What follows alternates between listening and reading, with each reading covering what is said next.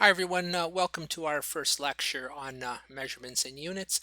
This is a combined lecture. It's both for the calc and non-calc based physics students, and it doesn't contain any calculus and doesn't need any calculus. What we're going to talk about in a minute is really something that you're going to study more in the lab than you are in the lecture. But the lecture and the lab are not independent of one another. And so physics, even the way it's practiced today, has two sides to it. It has the theoretical side and an experimental side.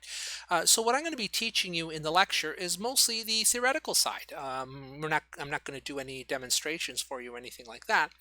And if that's all you saw, you might mistake physics for just mathematics. You might say, well, I'm doing a lot of math here, solving a lot of equations and so on, and think that physics is about math. But it isn't. It's really about the real world. And so that's what the lab is all about. At some point, the theories that I tell you about in the lecture, they have to have some real world application. They have to have some manifestation in the real world. Otherwise, it really isn't physics. Okay. And so physics does have these two parts, and that's why we have the lecture side of it and we have the lab side of it. This particular lecture that I'm giving you right now is kind of where the two meet together. It's the business of measurement and units. And I'm really not going to talk a lot about measurement as the course goes on because there would be no need to. But it's going to be a big deal in the lab. And every once in a while there is some relationship between the two. So yeah, you do need to know about this, especially units. Okay, and so that's going to be the crux of this lecture. So let's begin. Physics, it has a very long history. It goes all the way back to the ancient Greeks, about 500 BC. There was a fellow called Thales. You might call him the first physicist. He just basically said something simple like everything is water, whatever that means. Okay, and these people began speculating about how the physical world works, and they did so, but they did so qualitatively. That is, without measurements. Okay, measurement really started with Galileo, and that's where physics turned. And that's usually where we say classical physics begins. It begins with Galileo and Newton, and we're going to be studying a lot of Newton later on. And what characterized the big change is measurement. And so, what is this measurement? What does that mean? Well, it's more than just looking out at the world and saying something like, the sky looks blue. It's like looking at the sky with a special instrument and being able to measure the wavelength, the level of blueness of the sky, if you want to say something like that. And so there's actually a number that you can associate with any particular quantity that you want to study in physics, and that kind of impetus really began with Galileo. It's not to say that there aren't qualitative elements to physics, but really modern physics has measurement as its core. Okay, and so what is measurement? I mean, what are we doing when we measure things? And so, um, when we measure things, there really are three fundamental measurements that we can make in the universe. Now, I know you can measure you can imagine measuring lots of different things like temperature and I just mentioned a minute ago color and things like that. But ultimately, all of these things can be reduced down to three fundamental measurements, and we'll see this as we go through the course. Okay, and so in a sense, there's almost like only three fundamental measurements. I should qualify that there's actually a fourth, which I'll mention in a second, but we won't need that in the course. For this course, we'll only need three fundamental measurements. And what are these measurements? Okay, so the first one is length. Okay, you can measure length, how long something is, or how wide something is, or how high something is, and so on. And that's a fundamental measurement. Another one is time. Okay, you can measure how long it takes for something to occur, for some process to occur. And the third one is mass. Okay, it's kind of a measure, and we'll talk a lot more about all of these, but mass is kind of a measure of how much substance is present. Okay, and these are fundamental because if you have any other measurement that you can think of, and you could try thinking about other things that you can measure, you could say, well, can't I measure volume? Okay, can't I measure how much volume something has? And the answer is yes, you can. But if you think about it, volume is really three measurements of length. Okay, so if you have a cube, how would you calculate the volume of a cube? You might remember this from, probably high school math. It's the length times the width times the height. Okay, and so a volume measurement actually gets reduced down to three length measurements. You might say, well, how do I measure speed? Is that a length? Not quite. It's a length divided by a time.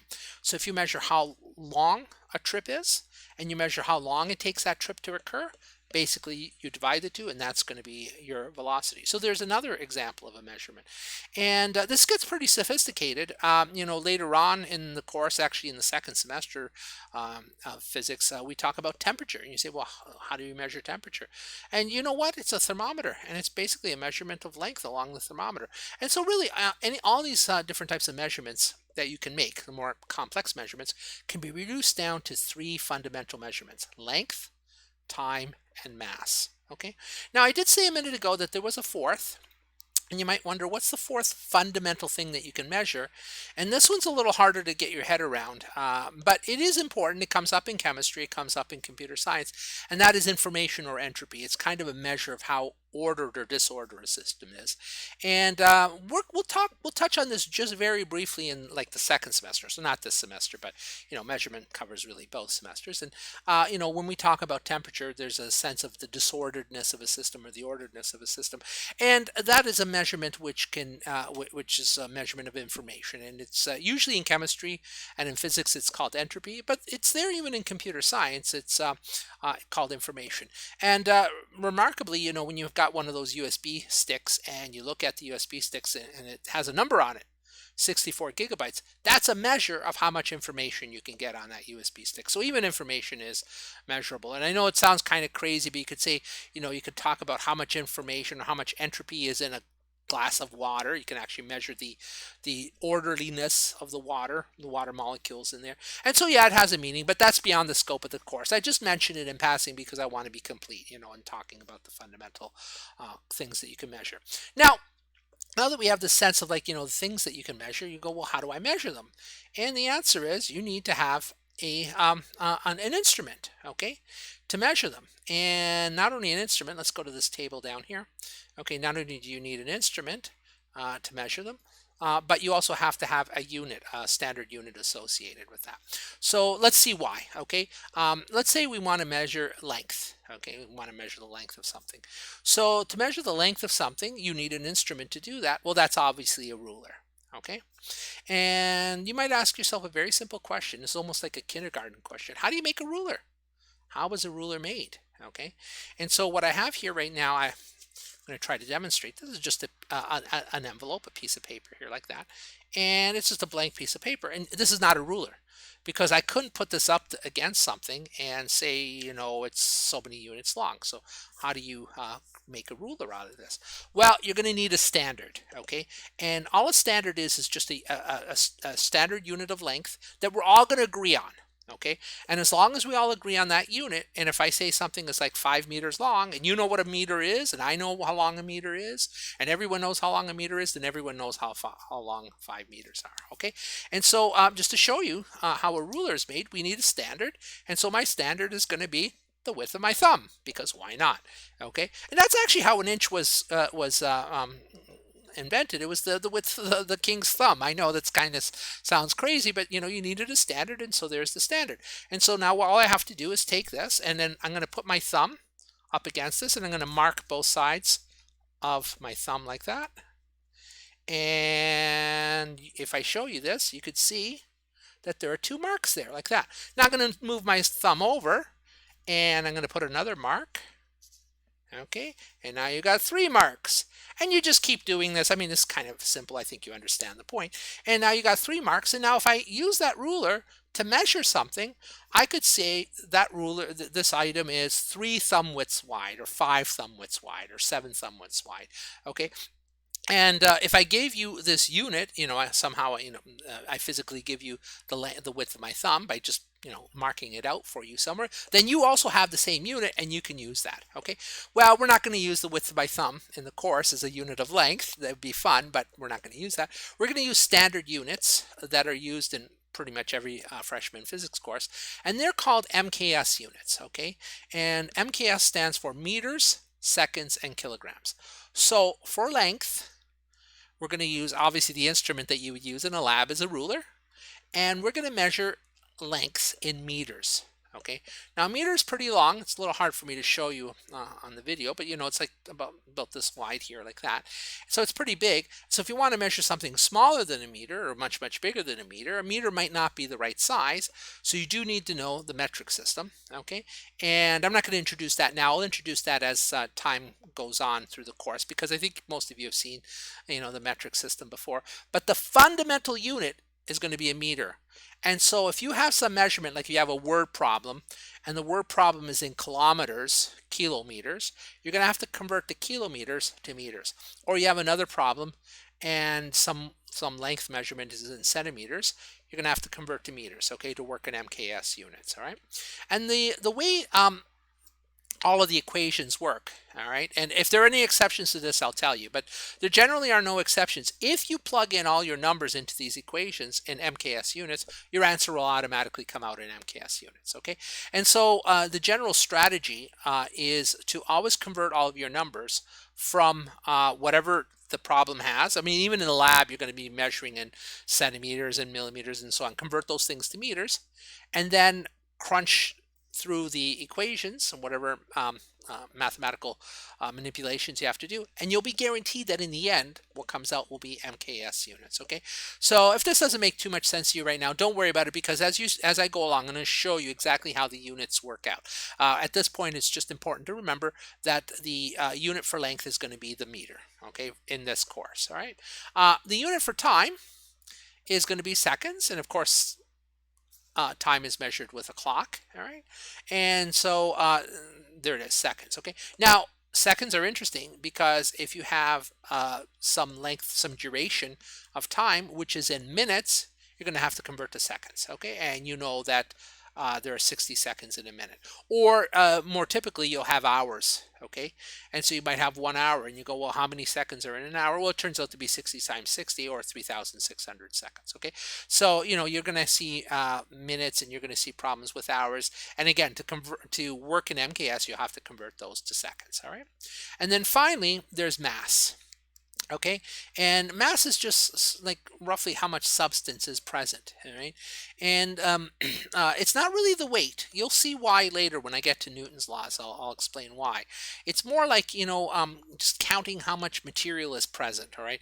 If you could go down to the microscopic levels, you could literally count, like down at the subatomic level, how many protons there are, how many neutrons there are, how many electrons there are, and so on. So mass is more at that level, not the gravity, not the weight of something, because that has to do with gravity. Something on Earth weighs more than something on the moon, but it has the same amount of substance. But we'll get into more of that later. The instrument that you use to measure mass is a balance. Okay, that's like where there are two paths. Again, we'll talk about that more later. All right, the unit will be the kilogram. All right, so that seems a little bit unusual, because here we have meter, here we have second. You go, well, why isn't that gram? Why isn't it kilogram? Well, in MKS units, it turns out to be kilograms. And that means that if you have a problem and it gives you the mass in grams, you're going to have to convert from grams to kilograms. Okay, or even a smaller mass unit might be like micrograms. You're going to have to convert from micrograms to kilograms. Okay, so the fundamental mass unit is kilograms. All right, so there you go. There are the three fundamental dimensions in the universe that you can measure. They're the instruments that you can use to measure them. And for the purposes of this course, we're going to use these units. Other courses can use other units as well. For instance, usually in electromagnetism, which is a higher level physics course, they use what are called CGS units, which are centimeters, grams, seconds. And we're not going to do that here. Or maybe they use that in chemistry, okay? So just bear in mind that this was a choice that we've made, but it's a good choice because it's going to make our life a lot simpler. What it means is that later when we do problems and we convert to MKS, we'll get everything out in MKS, and then we'll all be on the same page. Okay. Last thing I'm going to say about these things before I show you how to do unit conversions in a second is you can almost see how really fundamental these measurements are. Like just use Einstein used to talk about Gedanken experiments. These are experiments that you do with your mind. So try to imagine a universe which has no mass in it. Like, what would a universe that has no substance in it be? It might have length and time, but that kind of makes no sense because it's just like this total emptiness. And so mass is a very fundamental concept. It's just like Yeah, there's a universe and there's some stuff in it. Okay, it's simple as that. I mean, it's almost philosophical in its depth. Okay, and then try to imagine a universe in which there's no time. Okay, like what would a universe like that be? It'd be frozen forever. Okay, so yeah, that's not like our universe at all. And then another one where there's no length. I mean, what would that be? Would every like it be the entire universe in a point? Again, it's important to have all three of these to have some kind of a universe with dynamics in it. Okay, and so you can already see even just from the dimensions that physics is interested in measuring what kind of topic physics is going to be about. And in fact, I already alluded to it, most of the first semester is about motion. Okay, and motion is what? It's some substance moving through space. Okay, and moving means you traverse some length in some duration of time. Okay, last thing I'll talk about is how to convert units. Now, this is what I'm going to show you right now is really pedantic. It's very simple. And generally speaking, when you go ahead and you convert units, you're probably not going to go through all the steps that I go through now. But the reason I'm going to show you all the steps now is just so you have a clear understanding of why this works. Okay, and then you won't go wrong in the future. Usually unit conversion is pretty simple, but it can get pretty complicated because you can have some really complicated units. And if the units start to get too complicated, you might want to revert to this method here because it's a foolproof method. Okay, so here's my example. I say to you, let's convert 50 kilometers per hour to MKS units. Okay, so in the United States we use miles per hour to measure speed, but in Canada they use kilometers per hour. 50 kilometers per hour is about 30 miles per hour. That's the speed limit in a city. And let's convert it. Well, the first thing you'll notice is we want to go to MKS, and the kilometers here, that is not the MKS unit for length. Okay, it's meter. Okay, and so what you want to do is you want to convert the kilometers to meters.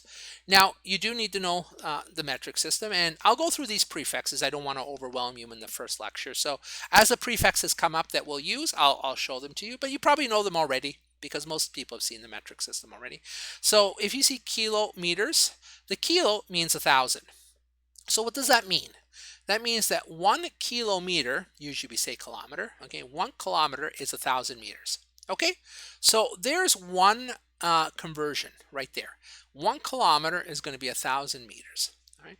The second thing that we notice is that this is a compound unit. It isn't just a length, a time, or mass. It's actually a combination of length and time. Okay, so we've kind of dealt with a bit the length here, but we also have to deal with the time.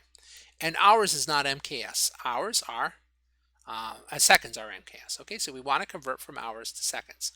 And we know that 1 hour is 3,600 seconds. Okay, so I skipped a little step there. 1 hour is 60 minutes, 1 minute is 60 seconds. 60 times 60 is 3,600. Okay, so we have these two equalities there like that. Now, what are we going to do with them?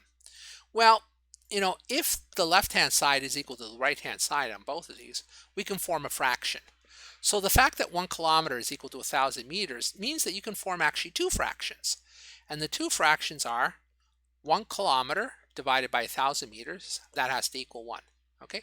Again, if both sides of this equation are equal, 1 kilometer is equal to 1,000 meters, well then if I divide both sides by the same quantity, I get 1. So 1 kilometer divided by 1,000 meters is exactly equal to 1. Conversely, the reciprocal of that is also 1. So 1,000 meters divided by 1 kilometer is also 1. Okay? Now, what's special about that is that you can always multiply by 1 and not change your answer. And so we had the original number here, which was the original measurement, which was 50 kilometers per hour. Okay, 50 kilometers per hour. And now what I can do is I can multiply that by 1, basically, a fraction 1, and not change the answer. The only trick, and it's not really that deep, is there's two ways of expressing 1. Let me back up here a little bit like that. I can either do 1 kilometer divided by 1,000 meters is equal to 1, or the converse of that, 1,000 meters divided by 1 kilometer is equal to 1. Okay? And so you might say, well, which one of those two ways of writing 1 do I want? And the answer is, you see how the kilometers here is in the numerator? So you want the fraction where kilometers is in the denominator. Why? Because units are something like variables, they'll cancel. So the kilometers in the numerator here will cancel with the kilometers in the denominator. So of those two fractions, you want the one that is 1,000 meters divided by 1 kilometer. Okay. Again, notice that this fraction in brackets here is exactly equal to 1. Why? Because 1,000 meters is equal to 1 kilometer. So the top divided by the bottom is equal to 1. You can always multiply by 1 without changing an answer. Okay. And I've arranged it in such a way that the kilometers will cancel, and what unit remains is the meters. Okay, so this fraction basically will eliminate the kilometers in favor of the meters. Similarly, there's hours here. Now, because the hours are in the denominator, we want the hours here in the numerator. And so we'll write hours down here, and we'll write 1 hour in the numerator here like that. And 1 hour is equal to 3,600 seconds. So once again, the second fraction is equal to 1. So I just took 50 kilometers per hour and multiplied it by 1 twice, but it was a cleverly crafted 1. It was a 1 that basically eliminates, this one here will eliminate kilometers and restore meters, and this one here will eliminate hours and restore seconds. Okay, and so when you do this, kilometers cancel, hours cancel, you get a meter per second, and the units will turn out to be meters per second, which are the MKS units for velocity. All right, we'll talk about velocity in the next lecture. And 50 here, never mind the units now, just look at the numbers. You got 50 multiplied by 1,000 divided by 1, multiplied by 1 divided by 3,600. And if you do that on your calculator, you get 13.889 meters per second, like that. Okay? And so I just note here to end the lecture that notice how the numerator and the denominators will cancel, and you'll get just the units that you want. All right? So if this is too pedantic, it's too simple for you, I agree. I just wanted to show you this method. We're going to have some fairly complicated units later on, and to convert from one set of non-MKS units to another set of to MKS units, you're going to want to use this technique if things start to get a little bit too complicated. Last thing I'll mention, it's a short lecture, last thing I'll mention, and it's the question of significant figures. People often ask me how many significant figures should I keep in the course. Generally for the lecture, we're going to try to keep around 3 significant figures. Remember, the tests and the quizzes, they're just going to be multiple choice, okay? And so in the multiple choice questions, you're going to have several possible answers. It'll never be the case that 2 answers are going to be so close to one another. I just won't write the test this way. The 2 answers won't be so close to one another that if you round off a little bit, you're going to accidentally mistake one for the other. The answers are going to be quite far apart. So that's not the point. But, generally as I lecture, I'll just try to keep 3 significant figures. In the lab, it's going to become more critical. Okay. And so let me tell you a little bit about the number of significant figures. Let's go back to my ruler here. Okay. And so you can see here in my ruler, I've got these 3 markings. They're not very clear, but there they are. There are 3 markings here like that. Okay. And suppose I'm going to measure something, and it turns out, I don't know, I'm going to measure maybe my remote here. I measure this remote against the 3 markings here like this, and you'll see that it's not quite 3 markings wide, right? It's a little bit short of that. Now, the resolution on this ruler here is not very good.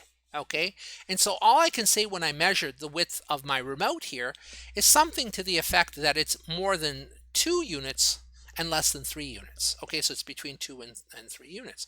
And the reason I can't say more than that is because I just don't have a finer gradation on the ruler.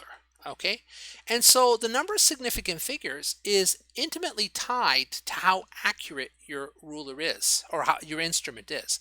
So if you've got an instrument and it's only able to measure to 1 significant figure, like my crude ruler here is, all I could say is that it's like close to 3 units wide, or maybe 2. You could have said something like 2 3/4, maybe done a guess, but really all you could say is between 2 and 3, because it was bracketed between mark number 2 and mark number 3, and so it's just 1 significant figure. That ruler is just 1 significant figure. If you take a look at most rulers that you have, you'll have centimeter marks, and then you'll have millimeter marks. Okay, so centimeters, that's your first significant figure, and then the millimeters are your second significant figure. Anything you measure with that ruler, okay, it's just going to be two significant figures. It's going to be like 3.5 centimeters or 3.7 centimeters. Now you can guess a little bit. If you look, you have the 2 millimeter marks, you could say, it looks like it's halfway. Maybe you could say 3.75, something like that. But that's a guess. That's really is a guess. Okay. Really, what you have there is a bracketing. And if your ruler is only able to do two significant figures, then really, when you do the calculations, you should only do two significant figures. Same thing for time or any measurement or mass, any measurement like that. Mass, you could say you use one of these very, very precise scales. You could get down to maybe five significant figures. Well, then any calculation you do with that mass should have five significant figures. Okay. Now, like I said, this will be something more that's of issue in the lab. All right. And the whole business of how many significant figures to keep can get very complicated, and I doubt you'll even cover all of that in the lab.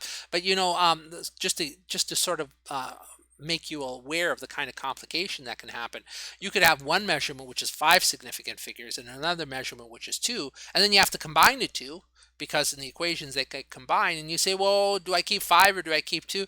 Well, you only keep two because the two significant figures, that's as good as you're going to get. Those extra ones, they're beyond the ability of whatever you're measuring. In other words, the grossness of the two significant figures will totally wash out the five significant figures. And so again, I don't want to get into those details. For the purposes of the course here, we'll try to just keep around three significant figures. So you'll see here that I actually went way beyond that. Okay, and that's all right because this is just theory. But in the lab, just keep in mind that the number of significant figures in a measurement is basically dictated by the precision of the instrument.